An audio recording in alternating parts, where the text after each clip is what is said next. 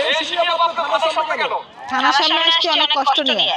কারণ হচ্ছে এই যে আমি তো একটা ভালো কাজ করতেছি, তাই না? এটাকে যত বাজে ভাবে মানে প্রচার করতেছে, যে বাজে বাজে ভিডিওগুলো বানাইতেছে, যে ফেক পেজগুলো থেকে, এগুলোর নামে সবগুলোকে আজকে মামলা দিয়ে যাব আমি।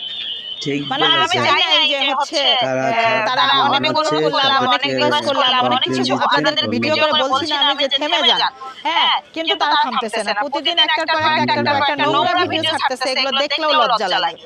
তো আমি আর পারতেছি না এগুলো নিতে। আমি এখন এই জন্য থানায় আসছি। এখন ওসির কাছে, ওসি স্যারের কাছে যাব এবং গিয়ে একটা হচ্ছে সবগুলো পেজ আমার কাছে স্ক্রিনশট দেয়া আছে, সবগুলো পেজের নামে মামলা দেব। এদের উদ্দেশ্যে আর কি বলবো? তাদেরকে তো অনেকবার আমি রিকোয়েস্ট করছি যে এগুলো বন্ধ করেন, বন্ধ করেন। আপনার পরিবারের মা বোন আছে, বন্ধ করেন। এই নোংরামোগুলো ছড়ানো বন্ধ করেন, কিন্তু তারা করতেছে না। তারা কোনোভাবেই থামতেছে না। তো আমাকে লাস্ট পর্যন্ত আইনের এখন সাহায্য আমাকে নিতেই হবে। আমার মেয়ে আসছিল, আমার